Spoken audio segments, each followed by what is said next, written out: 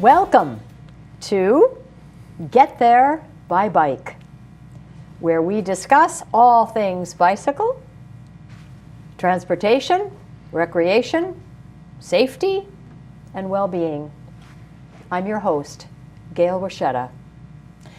Today, we're visiting with Chris Burich. Chris is the Advocacy Associate at Bike Newport, and Chris has a wealth of information and very interesting things to tell us about a wide, broad range of bicycle topics. So I'm very excited to welcome you here, Chris. It's lovely to have you. It's very nice to be here, Gail. Thank you so much for coming. Excited to talk about all things Bike Newport, Get There by Bike, Ride Island. We'll get all into it, but Okay. I'm just happy to be here to chat. Yeah. Well, Chris, let's have you tell us a little bit about you. Sure. and how you landed here, essentially. Sure. Yeah. Well, for starters, I'm 23. I graduated from college in 2024. I moved to Newport, Rhode Island in January of 2025, so about 9 months ago. I'm originally from the New York metro area. I grew up in Westchester, New York, and then eventually moved into the city with my family. So, being in the New York metro area with all the different choices of transportation, the bus, the train, the Yes. subway, the bike lanes, the walking paths, all of it being in my backyard and having the freedom as a 13, 14-year-old kid to get wherever I wanted to with any mode of transportation was a lot more transformative. Now looking back at it, as a kid, I thought that was normally how everyone got around was, sometimes maybe your mom takes you, sometimes you take your bike to your friend's house, sometimes you take the train into the city. I thought that was kind of, how most people operated. And it was before I left that region that I realized this was not normal for everyone. Also, my father, a big cyclist as well. He actually lost his driver's license before I was born and never decided to get it back. And how did he lose his license? Shall I ask you that? He was on a expedition. It must have been I think it was whitewater rafting in Colorado with some buddies. Again, before I was born, lost his license. He was living in New York City at the time and found no need to get his license again. And since we had been staying in the New York area once I was born and our family was settled down, he still saw no need to get a driver's license because he had his bike. He was an early adopter of Uber and all the rideshare apps when those first started as kind of concepts. So he was using all the different, transportation resources available to him. Was early. Yeah, exactly. And that was, again, before I moved away and started to learn more about transportation in America. I thought it was just very impressionable on me that my dad was using all these different resources to get around, and that was I ended up using a lot of those resources as well because I went to high school in New York City while I was living in Westchester. So every morning before high school, I would take my bike to the train station, get on the commuter, the Metro North rail, take it down into the city, transfer to the subway, get on the subway, and then walk to school. So, at age 15, doing all that. Yeah, that's an impressionable experience. Exactly, yeah. It teaches you that, when you're in a place that has the resources, which we know not every city does have a competent train line or a subway or a streetcar, it can be a little more difficult. But in where I was, that was the normal way to get around, was to use, any mode of transportation available. Well, it's wonderful your parents allowed you to use those resources. So how did you land here on the island here? Yeah, so I went to Colorado for college. Initially thought I was going to be going into kind of the sustainability, environmental science realm, and I wanted to go out to Colorado to kind of experience that culture. Went through my environmental studies degree and landed in a class in my, it was late junior year, that was specifically related to transportation and our urban spaces and the policy and what drives good public spaces in urban places where we're densely populated, and getting around by car is very inefficient in those dense places. So, drawing on my experiences living in New York and getting around on bike and by the train, I knew that kind of my personal experience and then, again, my formal education in environmental studies kind of combined into this passion to want to study and eventually work in transportation, specifically in urban areas. So graduated back in May of 2024, took a little bit of summer to enjoy myself, hang out with my friends, lived a little bit in New York with my family while I applied to jobs. Mostly was looking at transportation related jobs, and this job in Bike Newport came up. I met Barry and Barry Freeman, our executive director, and some of our other colleagues in the interview process, and all of them seemed like great people to work with.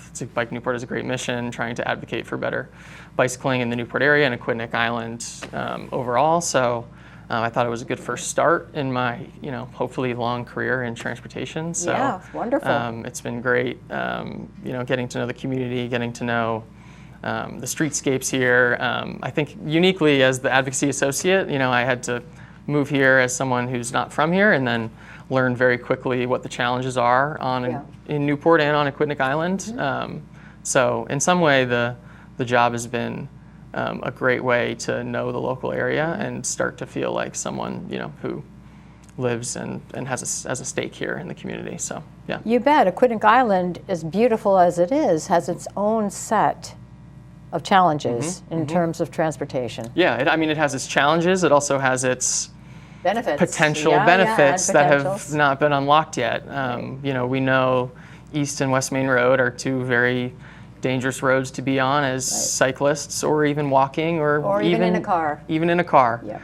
Even going to the bus stops on East Main Road. There's a lot of sections without sidewalks, and it's hard to get to the bus stop. It's hard to, even in a car, taking that left turn in an active travel lane, across two active travel lanes into a parking lot. It can be stressful for a lot of people. You bet. You look in your rearview mirror and you just hope. You pray that they see you and are slowing down.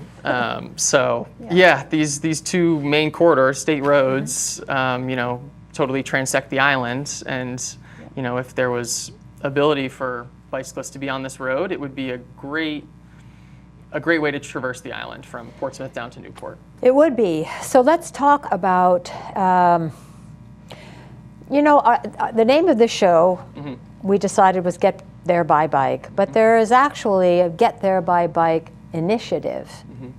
Can you speak a little bit about that, especially for businesses who want to attract cyclists to their place of business, or why they should attract cyclists? Before we get there, I want to talk about kind of the origin of Get There by Bike and how it started. As many people know, the Newport Folk and Jazz Festivals is a big summer event in Newport, draws a lot of people to the town and the island. And do you have numbers? Thousands, tens of thousands. Yes, tens of thousands of people come into the town for these festivals that are historic. I was there this summer. It was a great time. And back in 2024, last summer, was the first year that Bike Newport collaborated with the Newport Police Department and the City of Newport and RIDOT to have the first temporary bike lane to the Folk Festival. And that was only because we had so many people coming to the Folk Festival on bikes, thanks to Bike Newport and all the bike parking that they set up with the Festival Foundation. And why would they? Why would they come by bike? What are the advantages? Well, specifically for that area, Fort Adams, Newport becomes very skinny in the downtown, and then so all the traffic coming in for the festivals has to get it through that bottleneck of Thames Street and Bellevue to get even down to Fort Adams. So so it's a way to not sit in traffic. It's a way to not sit in traffic and get there a little bit faster and get there on a time where you know you're going to get, if you leave in a car, you leave from Portsmouth to try to get to the festivals, you don't really know what time you're going to get there. On bike, you have a little bit better of an idea because you can pass that traffic, especially once you get to that bike lane and you have that clear path to get to the entrance of the festival. So, in years past, I think the highest number was 1,800 bicyclists to the Folk Festival on a single day. Which we believe is the highest percentage of bicyclists attending a festival in America. We have yet to see numbers or organizers from other festivals say they have a bigger share. If there's about I think it's about 10 or 12,000 people who go to the festival, tickets sold at least. So that's a good, 15 to 20% of people arriving are arriving by bike. And that's because the folk festival on their website, when they're telling people how to get there, like the first thing on that list of the getting there section is by bike. And when you click on that link, by bike, it gives you the maps, it gives you the routes to get there, it gives you where to park your car and bike in from there. It gives you the information about where the parking is. Do you know if there are people coming from, let's say, somewhere else in the state or out of state and then parking and biking? We had people who took the train from Boston and then took the bus from Providence and then brought their bike. Biked in, okay. Biked in from there. Some people park their car on Newport streets and then take their bikes in. Some people, we have dedicated park and ride lots where people can park their car outside of town and then make that last little leg on bike. So again, the Folk Festival was really the inspiration for, last year it was titled Bike to Summer Events. This year, and hopefully going forward, it will continue to be Get There by Bike because we want to do this year round, not just in the summer. So the main goal of Get There by Bike is to have information available for the cyclists so that they feel welcomed if they want to cycle there, so that they know there will be bike parking, that they know there's a route to get there, that they know they can, if they want to park their car somewhere and then make that leg in, where they can do so. On a lot of websites for events, for destinations, you have a list of how to get there by car, even how to get there by bus. And, all that information is there for people who are, planning a trip to the destination or the event. And usually, again, it's just information about car parking. But we want to expand that and make it, more commonplace for businesses and events and destinations to highlight. More friendly for people to bike in. Just to be more. More people are doing that. Yes, exactly. More people want to bike to places. Less people want to sit in traffic. So if I were a business, why would I want to be friendly to a bicyclist? What would that do for me? Well, I think at one point you need, with cyclists, the bikes don't take as much space as a car parking space. So on the basic level, it can reduce your worries about congestion and parking at your destination. If someone can just roll up to your destination, park their bike at a bike rack, and go to your business without having to do circles around the block looking for parking, you're more likely for people to just stop by rather than making the plans to go there and where to park. A lot of people can just hop on their bike, park wherever, and pop into the business. From my research, I know that more and more people are looking for businesses who are friendly to bicycles, and bicyclists themselves will patronize businesses who make it easy for them to get there. Bicyclists want to shop a local economy. Of course. Right, so. Yeah, it's important. They're going to spend their money there. There's numerous studies that say that bicyclists, pedestrians, they shop more at local stops because, again, they can pop in and pop out. They can make impromptu stops at these places where if you're in a car, especially in Newport, we know, it's hard especially in the summer, you're going to be doing circles around the block trying to wait for the parking space to open, and that takes away from the time that you could be shopping and seeing the different businesses. So that's the Get by Bike initiative, and how can people or how can businesses kind of join in? So we have a Get There by Bike for Business kind of form and a step-by-step process for businesses who want to be involved, and that's on our bikenewportri.org website. So it's a simple form. Fill out general information about your business and whether you have any special events that you want to promote as a Get There by Bike event. At the bare minimum, you do need to have a bike rack there, and we are happy to work with you. We have, representatives at bike rack companies. We have, different documents that kind of lay out the steps of choosing the right bike parking for you. So we make it all easy for businesses to kind of even start from having no bike parking to having bike parking, having the bike information on their website, fly the Get There by Bike flag, which we have here, and all those things combined kind of let cyclists know, and people who are maybe interested in cycling who haven't done so, Yeah. that these places have the amenities to support someone arriving by bike. Right. And we work with these businesses to make sure that all that information is available to those people. Wonderful. So tell me how is it going? Yeah. How successful has it been? And can you give me examples of Sure. businesses Well, who are doing this? a part of our Get There by Bike was also a bike rack contest. So we gave out 15 bike racks to, I think it was 7 businesses across Aquidneck Island. We gave them to Common Fence Point in Portsmouth and Graphic Coffee in Portsmouth, Statuus Point National Wildlife Refuge in Middletown, Great. Newport Art Museum, the list goes on. And you can see that on our website of who received those bike racks. So that was kind of the first step in our Get There by Bike campaign, was to get a couple more businesses bike racks so we could have more businesses and events and destinations that are welcoming to cyclists. And then this summer we had, again, the folk festival and the jazz festivals, which are, again, the inspiration for this campaign. Those were the main kind of focal point this summer. And then we had bike racks available at Newport Film events. So Newport Film, they do outdoor summer series movies that were... If you haven't ever been to Newport Film, please do it. It's free. It's free. And they're fabulous films of all different types. Yep. Usually films that you wouldn't be able to see in your big theaters. Outdoor seating during the summer. Yep. Bring your own food, bring your own drink. Food. Yeah, people have a ball. They have great food trucks there. They have bug spray for you. It's just a great, a very well-run event. Right. And we were happy to partner with them to provide some event racks.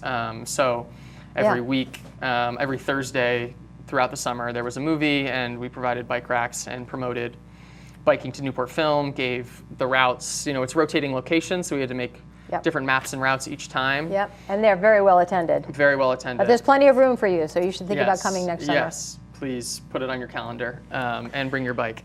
Oh my goodness, Chris, there's so much going on, so much to talk about. And the International Tennis Hall of Fame had a big summer. They had the Newport Open there, and they had their induction ceremony for the new Tennis Hall of Famers. And so we also partnered with the International Tennis Hall of Fame to provide event parking for both of those 2 events, and then also make sure that they have a museum, they have a grounds you can go and visit.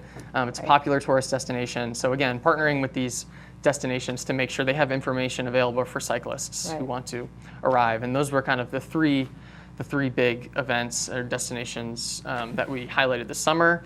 We have a whole slew of new businesses and events for the fall.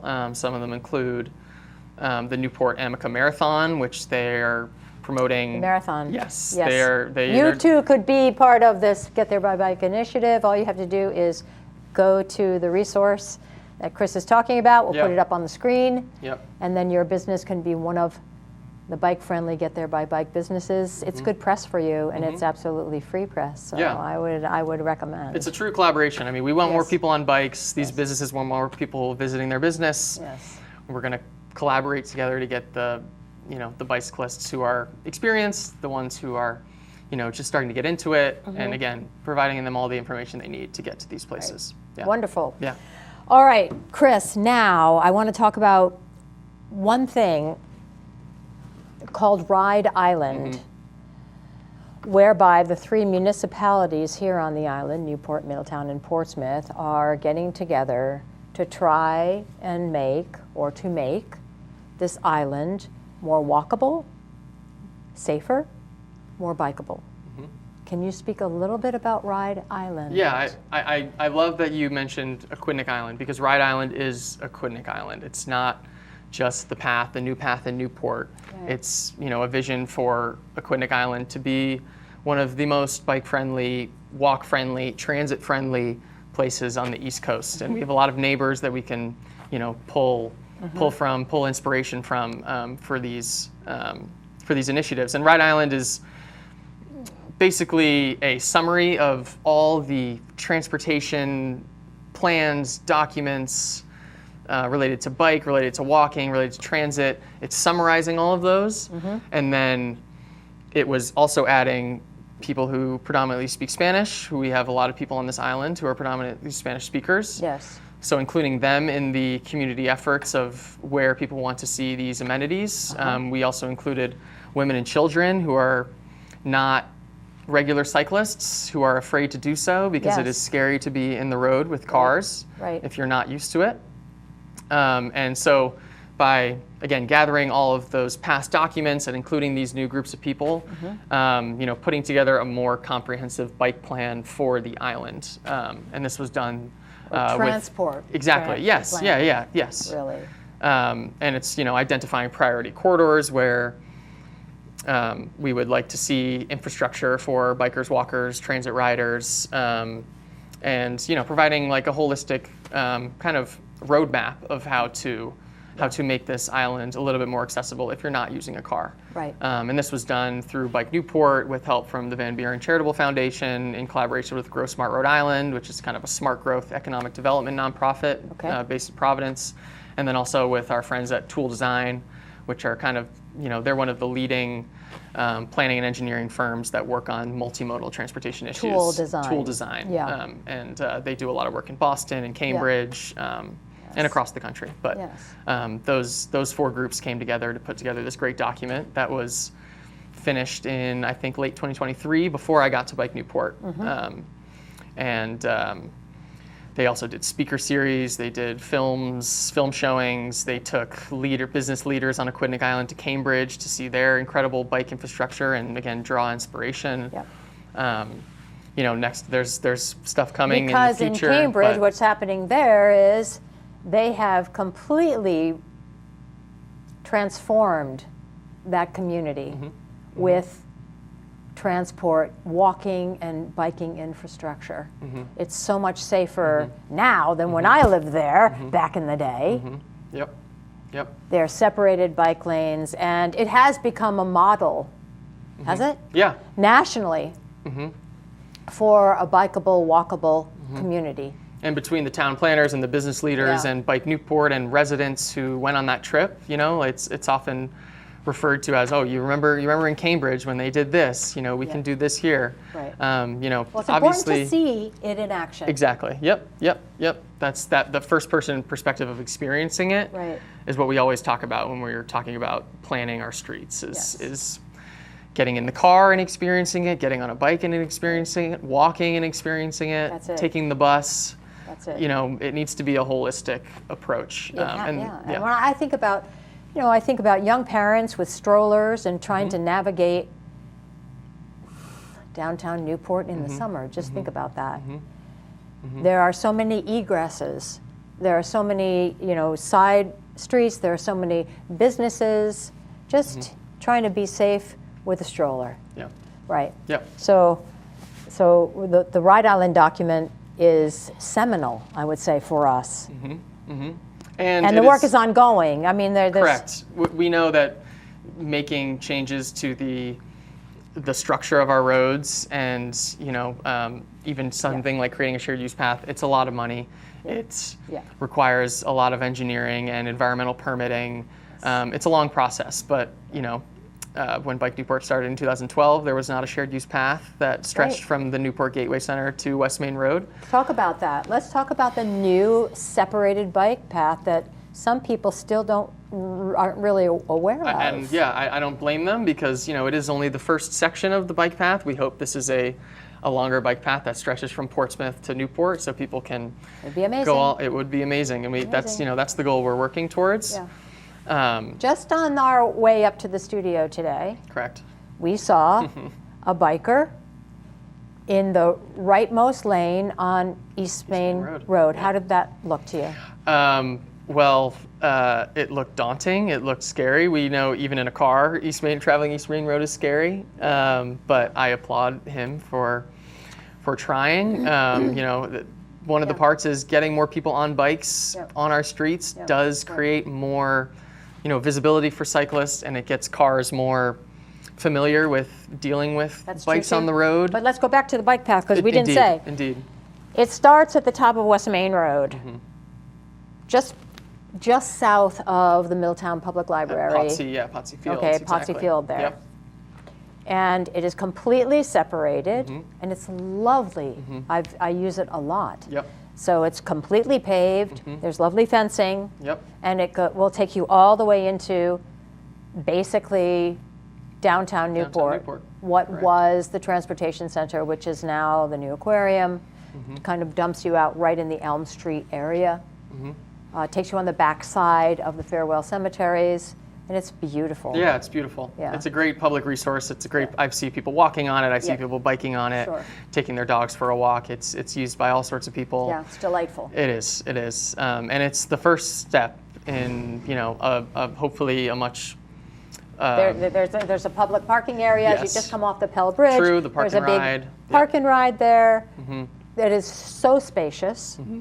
Would encourage people to come off the bridge, park your car, get on your bikes, and have a day. And avoid having to deal with parking in downtown Newport, which Absolutely. sometimes it's expensive, sometimes you can't find it. Yeah. It makes the whole process a little Or bit you easier. could even just walk into downtown You could from walk in downtown there. as well. It's only, I think it's less than a mile from the park and Right. ride. Yeah. So it's a doable distance. Yeah. We love that we have that resource here, and we hope we can expand on it. Yep. Yeah. Okay, well, I use it a lot, and full disclosure, I myself work at Bike Newport.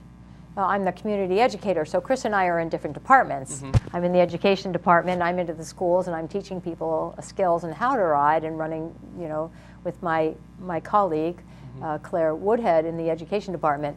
And Chris is in the advocacy department, so he sees all of the lawmaking and all the infrastructure stuff, and so it seems like so much going on. There is. Yep. There's a lot to be discussed. There's a lot to discuss with local advocates. Yep. A lot to discuss with our city councilors. A lot to discuss with our police department, and all of them are very willing Yes, and so to engage with us. today, what we've done is really scratch the surface of Indeed. a few things that are going on, but I do want to mention that all 3 municipalities now have a bicycle and pedestrian commission, which is run through City Hall, the city government. Newport, now Middletown, now Portsmouth. Portsmouth is still unofficial. They have not had a specific ordinance that has made them an official Okay. body of the local government, but they are meeting regularly. We also have regional meetings between the Portsmouth group, the Middletown group, and the Newport group. This is very huge. Yes. That the 3 municipalities are meeting how often? Once a month? Quarterly. Quarterly. Yep. Just to discuss what they're working on. And I think that's just everybody, to keep everybody working and thinking island-wide. Yep. That's the goal. Yeah. That's the goal with Rhode Island, Aquidneck Island, yes. Chris, would you come back again? I would love to, yes. Thank you, because we only so scratched much. the surface, exactly. There's We so have a lot much more to we could talk about, so I'm looking forward to coming back and talking more. Thank you. Yeah, perfect. Thank you so much, Gail. Appreciate it. He's wonderful. Thank you so much for tuning in. This was really fun. I'm Gail Ruscetta, your host of Get There by Bike, and we will see you next month.